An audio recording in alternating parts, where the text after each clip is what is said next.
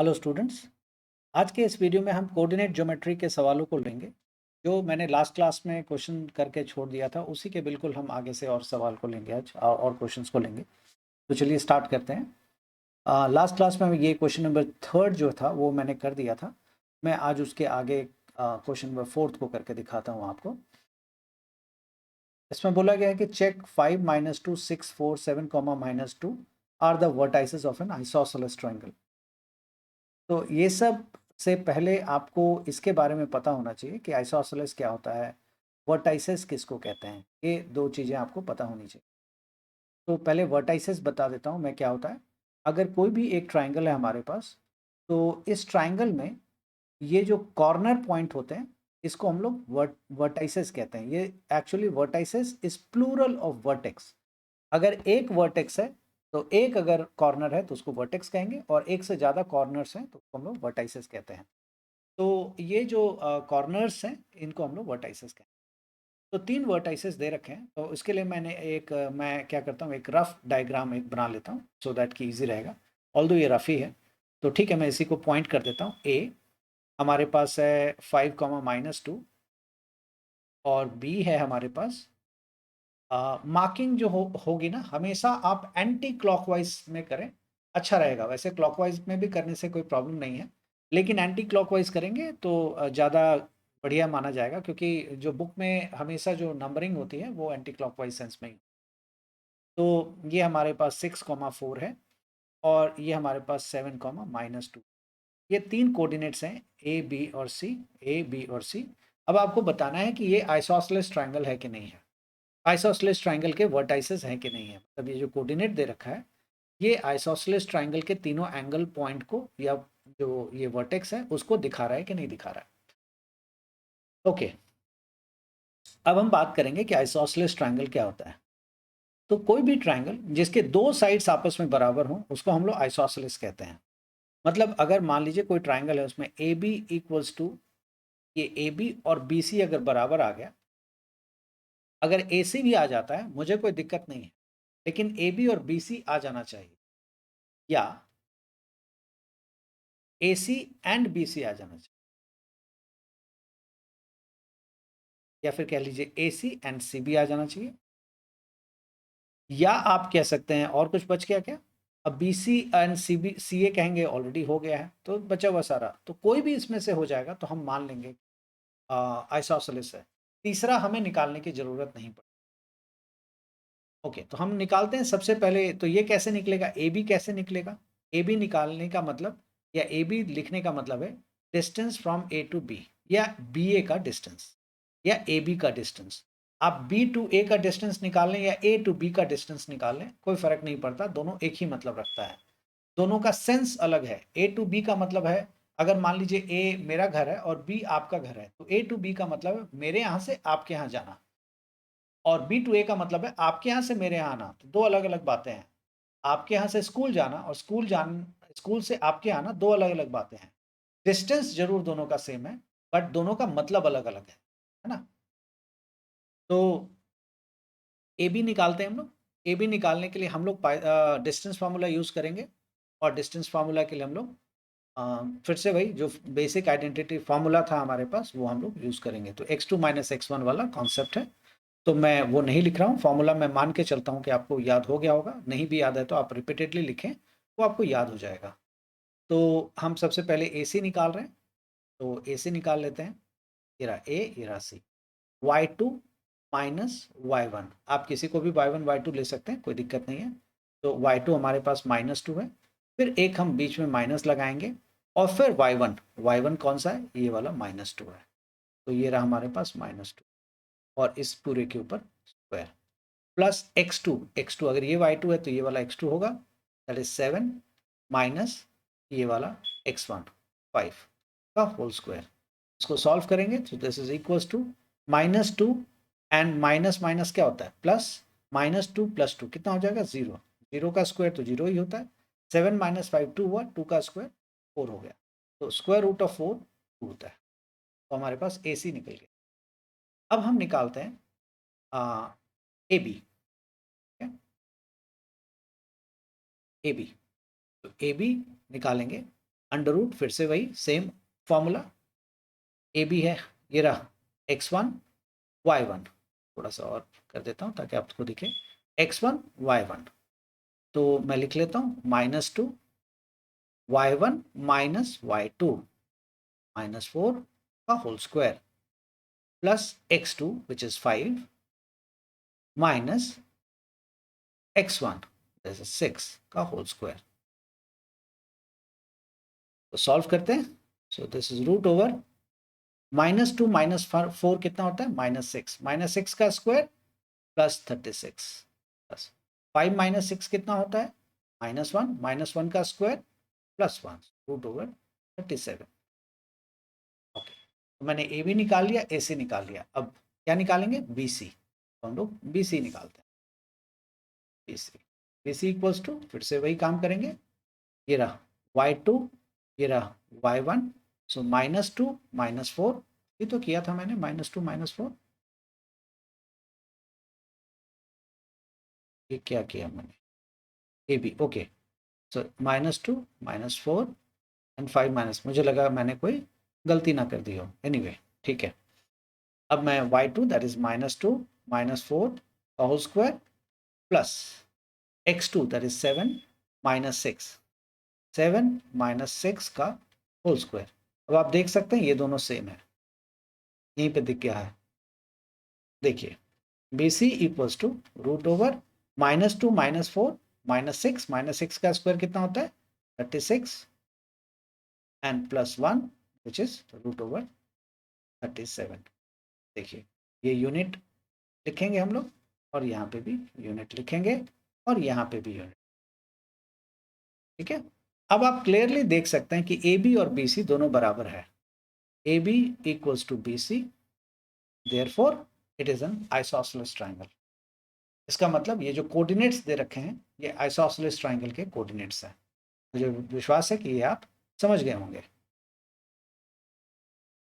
अब next question मैं लेता हूं आपके लिए, ये है, name the type of quadrilateral formed if any by the following points and give reason for your answer।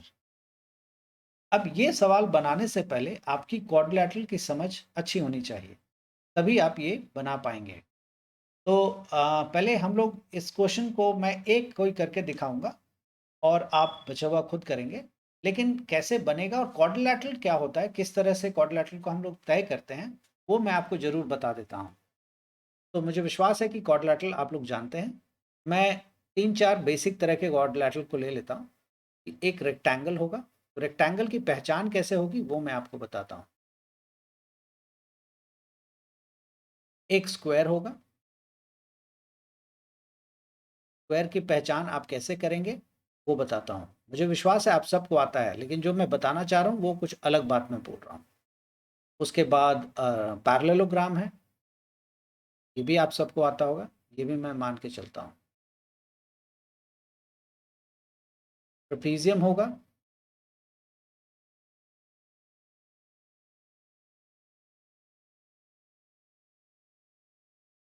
लेकिन यहाँ तक आपको आपकी नौबत नहीं पहुँचेगी, मेरे ख्याल से रोम्बस जाएगा मैक्सिमम, आई बिलीव रोम्बस ही जाएगा, दैट इज़ द मैक्सिमम।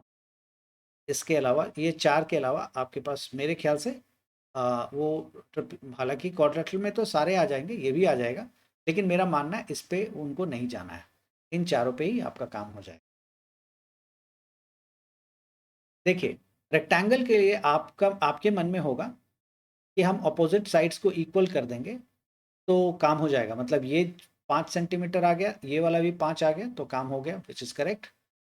लेकिन ये चीज़ तो स्क्वायर में भी होता है, तो आप स्क्वायर से इसको कैसे डिस्टिंग्विश करेंगे, और यही चीज़ पैरेललोग्राम में भी होता है, फिर इन दोनों में क्या फ़र्क है, और यही चीज़ रोम्बस में भी होता है, तो इन चारों में क्या फ़र्क है। तो आपको लगे अच्छा यार ये तो गड़बड़ हो गया, तो कोई बात नहीं, एक और चीज़ दिखा देते हैं। अब एक और चीज़ आप ये दिखाएंगे कि इसका ऑपोजिट साइड, मतलब ये वाला दोनों, मैं नाम भी लिख लेता हूँ तो ईजी रहेगा, A B C D, A B C, sorry चलिए डी, ठीक है, ए बी सी और डी, और इसमें भी ये लिखते हैं ए बी सी और इन चारों में मैंने ए बी सी डी, इसमें भी अगर आप चाहेंगे तो यही करेंगे। आप जब दिखाएंगे कि ए बी जो है सी डी से बराबर हो गया, क्योंकि सब में सेम नेम है तो आप सब फिगर को देखेंगे। आप जब दिखाएंगे कि ए बी और सी डी आपस में बराबर है तो आप कहेंगे हाँ हो गया, रेक्टेंगल मैंने प्रूफ कर दिया। क्यों? क्योंकि ऑपोजिट साइड मैंने इक्वल प्रूफ कर दिया। तो एक टीचर आएंगे और आपसे बोलेंगे कि अच्छा ठीक है, मैं मान लेता हूं तुम्हारी बात।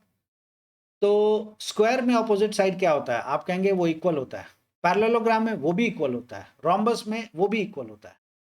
तो फिर तुम मुझे बताओ, टीचर आपसे पूछ रहे होंगे कि तुम मुझे बताओ कि फिर वो रेक्टेंगल ही हम क्यों माने, हम पैरेललोग्राम क्यों नहीं माने, स्क्वायर क्यों नहीं माने, रोम्बस क्यों नहीं माने?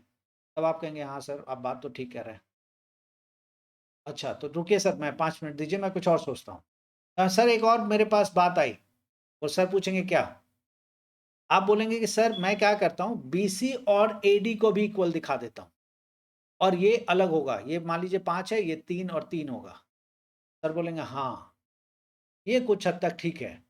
अब बोलेंगे कि अच्छा बताओ क्या स्क्वायर में सेम, स्क्वायर में भी यही चीज़ होती है कि नहीं होती है? बोलेगा हाँ सर बीसी और डी, लेकिन सर मैंने ये इसमें ये दोनों अलग-अलग मेज़रमेंट दिखाया है। तो कहे चलो ठीक है, स्क्वायर तो अलग हो गया, कि स्क्वायर में चारों साइड्स बराबर होते हैं। लेकिन पैरेललोग्राम में भी ये होता है, ये 5 है तो ये वाला भी 5 है, ये 3 है तो ये वाला भी 3 है। पैरेललोग्राम में भी opposite sides equal and parallel होते हैं। पैरेलल तो अभी आप नहीं दिखा सकते, आप इक्वल दिखा रहे हैं। तो अपोजिट साइड्स आप इक्वल पैरेललोग्राम में भी होता है, रोम्बस में भी होता है एंड रेक्टेंगल में भी होता है। चलिए रोम्बस भी हट जाएगा क्योंकि रोम्बस के सारे साइड्स आपस में बराबर होते हैं। चलिए मान लेते हैं। और इसमें आपने ये दिखाया एक 5 है, एक 3 है। तो अब टीचर आपसे पूछेंगे अच्छा ठीक है तुमने सही बोला, 2 चीज़ को तो तुमने हटा दिया। अब मुझे ये बताओ रेक्टेंगल और रोम्बस के बीच में से मैं तुम्हारी बात क्यों मानूँ, रेक्टेंगल क्यों मानूँ, रोम्बस क्यों नहीं मानूँ? आप कहेंगे सर ये तो आपने मुझे मुश्किल में फँसा दिया। बड़ी मुश्किल से तो ये लेके आया, अब मैं क्या करूँ? अब आप फँस गए। अगर आपने अच्छे से प्रॉपर्टी पढ़ी होगी तो इसी बहाने मैं आपको प्रॉपर्टी भी बता रहा हूँ। याद रखिएगा, ये सिर्फ मैं आपको स्टोरी नहीं बाँध रहा हूँ, इसी बहाने मैं आपको प्रॉपर्टी भी बता रहा हूँ। तो आप एक और तर्क पे लेकर के जाएँगे सर को बोलेंगे कि सर इसमें हम क्या करते हैं ना, डायगोनल्स को दिखाते हैं, कि बीडी का लेंथ दिखा देते हैं और एसी का लेंथ दिखा देते हैं, ये दोनों इक्वल है। ये मान लेते हैं 7 सेंटीमीटर और ये वाला भी 7 सेंटीमीटर। तो सर बोलेंगे अच्छा, ये पैरेललोग्राम में क्या होता है? तो आप बोलेंगे सर पैरेललोग्राम में ये डायगोनल और ये डायगोनल दोनों होते तो हैं, बट दोनों का लेंथ सेम नहीं होता। बोलेंगे हाँ, अब तुमने बात ठीक की। ये दोनों तो पहले ही हट चुका था, स्क्वायर और रोम्बस। अब बचा हुआ कहाँ था? रेक्टेंगल और पैरेललोग्राम में ही तो बात फंसी हुई थी ना, कि इन दोनों में से कौन होगा? तो इन दोनों में भी आपने दिखा दिया कि जो उसका डायगोनल है वो दोनों का लेंथ बराबर है। 2 डायगोनल्स हैं, 2 के दोनों डायगोनल्स का जो लेंथ है या पूरा मेजरमेंट है वो इक्वल है। तब टीचर बोलेंगे हाँ अब ठीक है, क्योंकि पैरेललोग्राम में जो डायगोनल्स होता है उनका लेंथ अलग-अलग होता है। तो अब बात समझ में आ गई कि अब आपने साबित कर दिया कि ये एक रेक्टेंगल है। तो कहने का मतलब अगर आपको रेक्टेंगल साबित करना हो तो आपको ऑपोजिट साइड्स दिखाना पड़ेगा और डायगोनल भी दिखाना पड़ेगा कि डायगोनल इक्वल है। और अगर डायगोनल इक्वल नहीं हुआ, ऑपोजिट साइड्स तो इक्वल है, ये 5-5 आ गया, ये 3-3 आ गया, बट डायगोनल्स अनइक्वल आ गया, तो फिर वो कहाँ पहुंच जाएगा? स्क्वायर तो है नहीं, क्योंकि स्क्वायर में तो चारों साइड्स बराबर होते हैं। रोम्बस है नहीं कि उसमें भी चारों साइड्स बराबर होते हैं। तो अब ये पहुंचेगा पैरेललोग्राम। बोलेगा पैरेललोग्राम का ही ये प्रॉपर्टी होता है कि ऑपोजिट साइड्स इक्वल होते हैं और डायगोनल्स जो होते हैं। क्लियर है? ऑल्दो रेक्टेंगल भी एक तरह का पैरेललोग्राम है। लेकिन फिलहाल हम फिगर को डिस्टिंग्विश कैसे करेंगे उसके बारे में बात। इस तरह से आपको तर्कों के साथ एक-एक चीज को काटते जाना है कि अगर ये हुआ तो यार हम इसको ये भी तो कह सकते हैं। अच्छा तो एक और चीज इसमें कर देते हैं, तो अब साबित हो गया कि हाँ, ऐसा कर देंगे तो हो जाएगा। अब आपको मैं शॉर्ट करके बता देता हूँ। शॉर्ट ये है कि कभी भी अगर आपके पास रेक्टेंगल साबित करना हो या मान लीजिए ऐसे केसेस में आपको रेक्टेंगल के बारे में पता ही नहीं है, क्या क्या साबित करना आप भी नहीं जानते हैं। तो आप क्या करेंगे? ऑपोजिट साइड दिखाएँगे और डायगोनल ज़रूर दिखाएँगे। इससे पता लग जाएगा कि सारे, अब मैं आपको करके बाकायदा दिखाता हूँ तो आप ज़्यादा अच्छे से समझेंगे। चलिए मैं एक सवाल ले लेता हूँ, फर्स्ट वाला ले लेता हूँ, ठीक है? फर्स्ट वाले में मैं मार्किंग कर देता हूँ। ऑल्दो मैं जानता नहीं कि रेक्टेंगल है या क्या है, लेकिन मुझे एक क्वाड्रिलेटरल तो बनाना पड़ेगा ना, तो मैं एक क्वाड्रिलेटरल बना लेता हूँ। इसका नाम ए रख देता हूँ और इसका है -1, -2। इसका नाम बी रख देता हूँ। जानबूझ के इस बार मैं क्लॉकवाइज ले रहा हूँ, आप एंटी क्लॉकवाइज या क्लॉकवाइज कुछ भी ले सकते हैं, एंटी क्लॉकवाइज ज़्यादा प्रेफरेबल है, मैंने ये कहा था। और इसका नाम सी रख देता हूँ, ये है -1, 2। शायद पिछले वीडियो में मैंने कहा था आपको कि एंटी क्लॉकवाइज सेंस में लेना ज़्यादा अक्लमंदी हो, अक्लमंदी नहीं, ज़्यादा अच्छा रहता है। जो इस तरह से ले रहा है वो अक्लमंद नहीं है, ऐसा तो नहीं है। डी। अब आपको बताना है कि ये कौन सा क्वाड्रिलेटरल है। मेरे फिगर पे मत जाइएगा, क्योंकि मुझे क्वाड्रिलेटरल बनाना था तो मैंने कोई भी एक बना लिया, जरूरी नहीं है कि रेक्टेंगल ही हो। तो हम क्या करेंगे, बस नेमिंग आपको ठीक से करना है। तो हम सबसे पहले ए बी निकालेंगे, A B, calculate A B. तो ए बी का डिस्टेंस फॉर्मूला से ए बी निकालेंगे आप, तो मैं तेजी से निकाल के दिखा देता हूँ। ए बी में x2 which is -2 minus x1 which is 0 का होल स्क्वायर।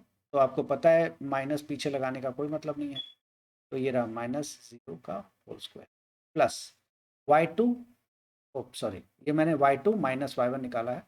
अब x2 दैट इज -1 एंड फिर से माइनस और x1 इज 1 का होल स्क्वायर। तो ये हो जाएगा हमारे पास √ओवर -2 का होल स्क्वायर 4 प्लस -1 कितना होता है -2 का होल स्क्वायर कितना होगा 4 विच इज √8। अगर आप √8 ही छोड़ना चाहते हैं आप छोड़ सकते हैं, लेकिन अच्छा रहेगा अगर आप रूट से बाहर निकाल लेते हो। तो √2 मैंने ए बी निकाल लिया। अब मैं आपको बी सी निकाल के दिखाता हूँ। बी सी निकालते हैं, square root y2 minus y1, सो 0 -2 का whole square plus x2 which is 1 minus of -1 that is +1 का होल स्क्वायर। तो ये हो जाएगा -2 का स्क्वायर 4 प्लस 1 + 1 2 का स्क्वायर 4 4 + 4 8 2 देखिए ए बी और बी सी तो एक निकल गया, तो इसका मतलब अब ये स्क्वायर हो सकता है या रोम्बस हो सकता है, लेकिन अभी नहीं कह सकते हम। अभी पता लगा कि ये दोनों अलग हो गया, ये दोनों अलग हो गया, फिर तो अभी बचे हुए चीज़ भी हम निकाल लेते हैं। अब हम लोग ए सी निकालते हैं, सॉरी ए सी नहीं, ए डी और डी सी, पहले ये तो निकाल लें। ए डी निकालेंगे, √ओवर ये रहा A D, y2 that is -2 minus y1 कितना है 0 का whole square plus x2 which is -1 minus x1 which is -3, तो माइनस माइनस +3 का होल स्क्वायर। तो दिस इज इक्वल टू √ओवर -2 का स्क्वायर 4 प्लस 3 - 1 2 का स्क्वायर 4। अब तो ये स्क्वायर जैसा ही दिखना स्टार्ट हो गया। 4 + 4 8 विच इज 2√2। लेकिन अभी भी नहीं कह सकते हम, चौथा वाला साइड अगर इक्वल हो भी जाता है तो स्क्वायर और रोम्बस में फिर लड़ाई होगी। चारों साइड्स इक्वल रोम्बस का भी होता है। रोम्बस बोलेगा मेरा है ये और स्क्वायर बोलेगा मेरा है, अब दोनों लड़ेंगे, तो हमें तो किसी एक को देना है ना कि भाई रोम्बस तुम्हारे पास चला जाएगा ये, या फिर आप स्क्वायर को दे देंगे कि ये लो ये चारों कोऑर्डिनेट्स तुम्हारे हैं। अब उसका फैसला भी तो हमें ही करना है, या दोनों को लड़ा के थोड़ी छोड़ देंगे हम। अब हम क्या करेंगे, A B B C A D और अब हम निकालेंगे डी सी। तो डी सी निकालते हैं, √ओवर ये देख लीजिए डी सी ये रहा 0 -2 विच इज -2 का होल स्क्वायर। आप 2 - 0 भी लिख सकते थे, बहुत बार बता चुका हूँ ये।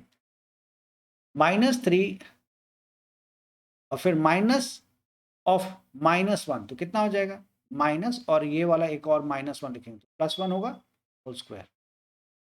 तो ये कितना हो जाएगा आप देखेंगे, √2 का स्क्वायर 4 प्लस -1 + 3 -2 का स्क्वायर 4। देखिए ये भी 2√2 निकल गया ना। तो आप देखेंगे सारे साइड्स हमारे 2√2 निकल गए।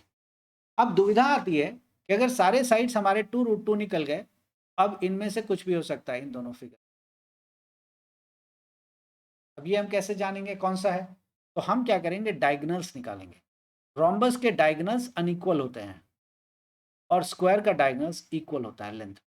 अब बी डी निकालेंगे और ए सी निकालेंगे, तो मैं बी डी और ए सी दोनों आपको निकाल के दिखा देता हूँ। बी डी इक्वल्स टू, देखिए यहाँ पे बी डी, ये रहा बी डी 1 और y2 माइनस y1, चलिए तो 0 माइनस 0 तो 0 ही रह जाएगा, 0 का स्क्वायर तो 0 ही होता है। चलिए मैं लिख देता हूँ यहाँ पे 0 का स्क्वायर तो 0 प्लस, अब हम लिखेंगे x2 माइनस x1 तो 1, यहाँ साइड में लिख रहा हूँ 1 माइनस ऑफ माइनस 3 तो प्लस 3 हो गया, तो 3 प्लस 1 4, 4 का स्क्वायर 16 है ना, तो ये मैं लिख देता हूँ यहाँ पे 16। तो 16 का स्क्वायर रूट कितना होता है, 16 प्लस 0 16 ही रहेगा, 16 का स्क्वायर रूट 4, ये मेरा बी डी आ गया। अब हम ए सी निकालते हैं, ए सी, ये देखिए ए सी,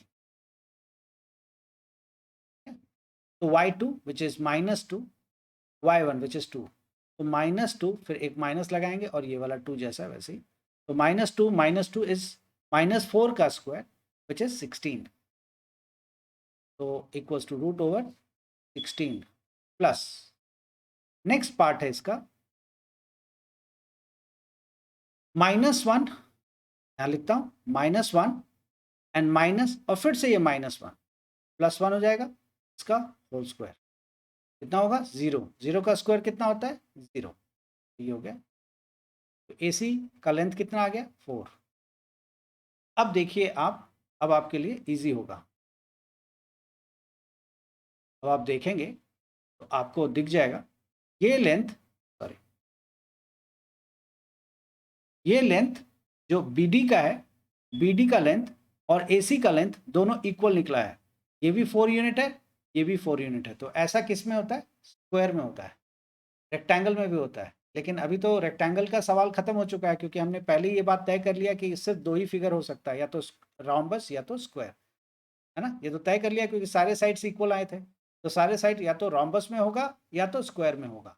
अब ये दुविधा थी कि हम दोनों में से किसका नाम लें, तो रोम्बस का लेने के लिए हम डायगोनल दिखाते, अगर अनइक्वल आ जाता तो रोम्बस था, इक्वल आ जाता तो स्क्वायर था, तो यहाँ पे इक्वल आ गया, तो इसका मतलब फिगर कौन सी है, स्क्वायर है, से पता लग गया। तो आप लिखेंगे therefore the coordinates, the quadrilateral is a square, quadrilateral is a, ये आपने क्लियर कर लिया। उसी तरह से आप दूसरे फिगर्स को भी कंप्लीट करेंगे, मुझे विश्वास है कि वो आप कर सकते हैं। नेक्स्ट प्रॉब्लम को लेता हूं मैं, ये अच्छा है, find the point on the x axis which is equidistant from 2, -5 and -2, 9। इसको करने के लिए ना मैं पिक्चर बनाता हूँ, वो ज़्यादा अच्छा रहेगा। y पे 9 पॉइंट, y पे 9 गया है, चलिए मैं यहाँ पे बना देता हूँ, पहले पिक्चराइज कर देता हूँ, पिक्चराइज कर दूंगा तो इजी रहेगा आपके लिए। ये रहा एक, मैंने एक रफ बस एक ग्राफ में प्लॉट कर ले रहा हूँ, सो दैट कि आपको विजुअलाइजेशन बहुत आराम से आप विजुअलाइज कर सके कि पूछा क्या गया है।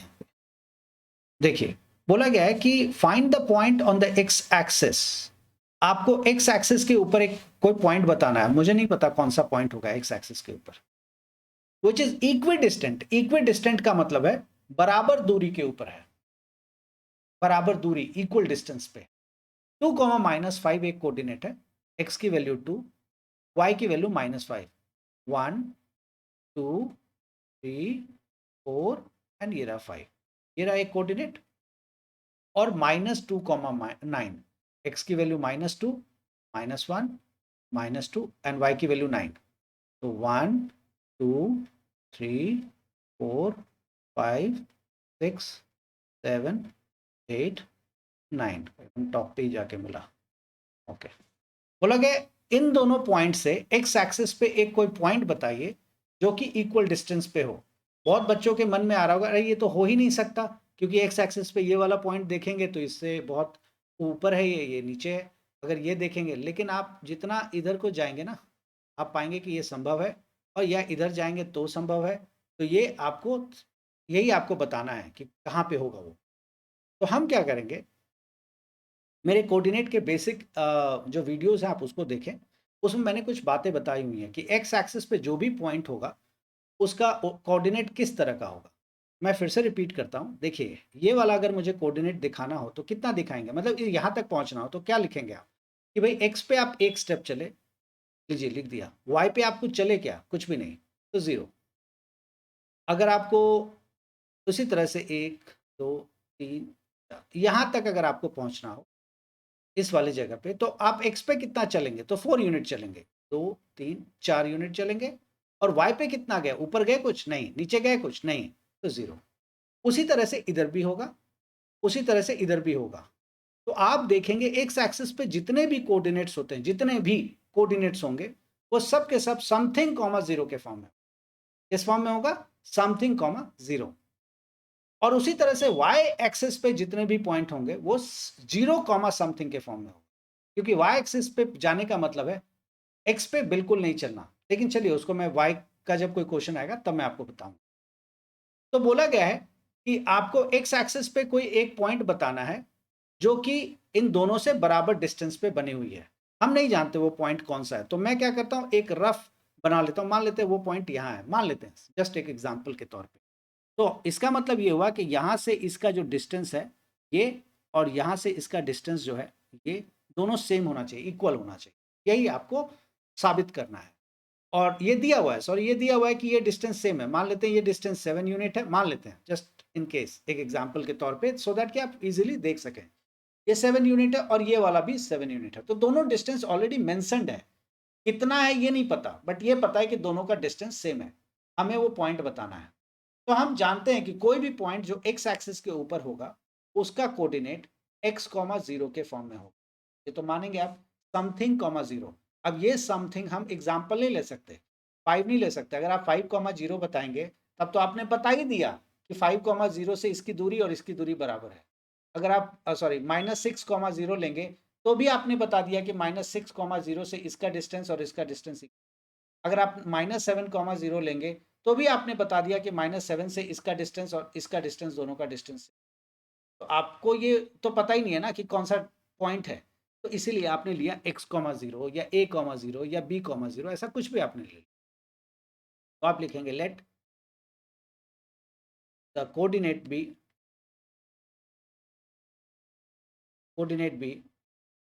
x comma zero. ये आपने कोऑर्डिनेट मान लिया कि x कॉमा जीरो जो है कोऑर्डिनेट है, जहां से इस वाले पॉइंट का, ये जो पॉइंट है इसका नाम हम a ले लेते हैं और इस वाले पॉइंट का नाम b ले लेते हैं, इन दोनों पॉइंट का डिस्टेंस जो है बराबर बना हुआ है। ठीक है, अब आगे बढ़ते हैं। अब ये जो पॉइंट है इसका नाम लेते हैं p। Now P A equals to P B, तो आप मानेंगे ना पी ए और पी बी दोनों बराबर है। क्यों बराबर है, क्योंकि ये लिखा हुआ है कि ये जो पॉइंट है ये इस वाले पॉइंट से जितना डिस्टेंस पे है उतने ही डिस्टेंस पे बी से भी है, मतलब पी बी और पी ए की दूरी बराबर है, ये दी हुई है। हमेशा याद रखिए एक चीज हटाएगा एक चीज देगा। अब आपको कोऑर्डिनेट फाइंड करने के लिए दिया है तो दूरी दे देगा या ये बता देगा इक्वल डिस्टेंस पे है। अगर कोऑर्डिनेट दे देगा तो फिर आपको ये बताना होगा कि इक्वल डिस्टेंस पे है या नहीं है। तो यहाँ इक्वल डिस्टेंस पे ये बता दिया गया, तो मुझे विश्वास है कि आपको डिस्टेंस आता है निकालना। तो चलिए पी ए निकालते हैं। P A x comma zero है, ए हमारे पास कितना है, ये -2,9 मान लेते ये है। तो देखिए एक्स माइनस, फिर ये देखिए x2 है ना, -x1, x माइनस ऑफ -2 +2 का whole square plus y2 which is 0 -9 का होल स्क्वायर। ये हमारा पी ए आ गया। उसी तरह से इक्वल टू पी बी अब निकालेंगे, तो पी बी यहाँ से यहाँ, ये हमारा पी है। तो देखिए x minus x -2 root over x -2 का whole square plus 0 minus of -5 which is +5 का। ठीक है, अब स्क्वायर रूट है, आप कैसे सॉल्व करेंगे, आप लोगों ने किया होगा बहुत बार, squaring both the side. Squaring both the side करने से क्या होगा, स्क्वायर रूट गायब हो जाएगा। अब लिखेंगे x प्लस 2 का होल स्क्वायर प्लस 9 का square 81 equals to x minus 2 का होल स्क्वायर प्लस 25, 5 का स्क्वायर 25। अब अगर आप इसको a माइनस बी का होल स्क्वायर खोल देंगे, a प्लस बी का होल स्क्वायर खोल देंगे, खोल सकते हैं आप, कोई दिक्कत नहीं है, थोड़ा सा लंबा हो जाएगा बट आप खोल सकते हैं, कोई प्रॉब्लम नहीं है। इससे ज़्यादा अच्छा होता कि आप ये सारे x वाले टर्म को एक तरफ ले आते। अगर मैं x वाले टर्म को इधर ले आऊं, x प्लस 2 का whole square minus x minus 2 का होल स्क्वायर माइनस 2 का इक्वल्स टू 25 माइनस 81। देखिए इस पूरे को अगर हम a मान लें, दिस इज a का स्क्वायर, पूरे का अगर हम b मान लें तो ये b का स्क्वायर है। तो a square minus B square की आइडेंटिटी होती है a minus B into A plus A होता है। उस लॉजिक से इसका नाम a है, x प्लस 2 माइनस, ब्रैकेट में आगे माइनस है तो ब्रैकेट लगा देंगे, x माइनस 2, ये हो गया a माइनस बी, बी की जगह x minus 2 multiplied by a plus B, तो a क्या है x plus 2 plus b, b क्या है x माइनस 2। इस बार क्योंकि आगे प्लस है इसलिए ब्रैकेट लगाने की कोई ज़रूरत नहीं थी। Equals to 25 minus 81, 25 minus 25 minus 81, ये है। अब हम सॉल्व करते हैं। अगर इसका ब्रैकेट खोलेंगे x plus 2 minus X plus 2, अब plus 2 minus 2 cancel, x plus X 2x equals to 25 minus 81, तो कितना हो जाएगा 25 and that is 55 is 80, 56 and okay. So this is minus x and plus x cancel, 2 plus 2 is 4, so 4 into 2x equals to minus 56। आप काट सकते हैं, देख लीजिए, 4 1 6 4 4 जा 16, 2 7 जा 14, तो x इक्वल्स टू आ गया -7। ठीक है, x की वैल्यू आपको कितनी मिल गई -7। आपने कोऑर्डिनेट क्या माना था, x, 0 माना था ना, तो x की वैल्यू आपको मिल गई, तो अब आपका कोऑर्डिनेट में मिल गया, देयरफॉर द कोऑर्डिनेट is -7, 0 है ना। -7, 0 क्यों, क्योंकि कोऑर्डिनेट आपने x, 0 के फॉर्म में माना था, और आपने माना नहीं था कोई भी कोऑर्डिनेट जो x एक्सिस पे होगी उसका यही फॉर्म होगा, समथिंग, 0 के फॉर्म में। तो आपने x की वैल्यू निकाल ली -7, -7, 0, ये कोऑर्डिनेट हो गया। अब ये ऐसा कोऑर्डिनेट है जहां से आप इस वाले पॉइंट का डिस्टेंस निकालेंगे और इस वाले पॉइंट का डिस्टेंस निकालेंगे तो दोनों का डिस्टेंस सेम आएगा, ये गारंटेड है। अगर नहीं आएगा तो जरूर जो हमने कैलकुलेट किया है वो गलत है, पक्का। ऑल्दो ऐसा है नहीं, आप इसको आगे वेरीफाई करके देख लीजिएगा कि दोनों का डिस्टेंस सेम आता है कि नहीं। उम्मीद है कि ये सवाल आपको समझ में आ गया होगा। अगर समझ में आ गया है तो आप ज़रूर, अगर आपको कोई कमी लग रही है, आप ज़रूर अपना फीडबैक मेरे कमेंट बॉक्स में छोड़ें, और ये और भी बच्चों के साथ शेयर करें ताकि सब इसका फ़ायदा उठा सकें, और सब्सक्राइब ज़रूर करें, इससे मुझे पता लगेगा कि आपको इस तरह के कंटेंट्स अच्छे लग रहे हैं और आपको काफ़ी कुछ सीखने को मिल रहा है। तब तक के लिए bye bye and thank you.